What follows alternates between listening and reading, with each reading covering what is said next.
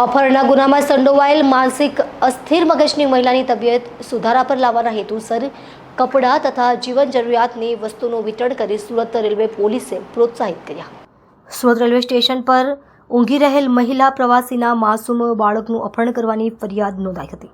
જે અનડિટેક્ટ ગુનામાં સુરત રેલવે પોલીસે આરોપીઓને શોધી કાઢ્યો હતો। આ ગુનામાં પકડાયેલ મહિલાનું શરીર સ્થિતિ અંગજડથી પંચનામું કરતા તે માનસિક રીતે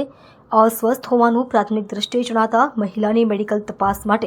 સ્મીમેર હોસ્પિટલ ખાતે મોકલી આપવામાં આવેલ અને આ અંગે નામદાર રેલવે કોર્ટમાં રિપોર્ટ કરતા નામદાર કોર્ટની મંજૂરીના આધારે મહિલાને મેડિકલ તપાસ કરવામાં આવેલ। ત્યારબાદ તારીખ 4/2/2025ના રોજ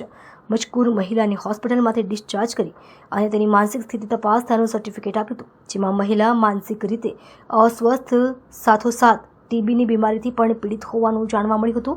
જે આધારે નામદાર રેલવે કોર્ટમાં રિપોર્ટ કરતા નામદાર કોર્ટે મજકૂર મહિલાને વધુ સારવાર અર્થે મેન્ટલ હોસ્પિટલ વડોદરા ખાતે મોકલી આપવા કરેલ હુકમના આધારે મહિલાને મેન્ટલ હોસ્પિટલ વડોદરા ખાતે દાખલ કરી હતી। હાલ મહિલાની તબિયત સુધારતા રેલવે પોલીસે કપડાં તથા જીવન જરૂરિયાતની વસ્તુનું વિતરણ કરી રેલવે પોલીસે પ્રોત્સાહિત કાર્ય કર્યું હતું।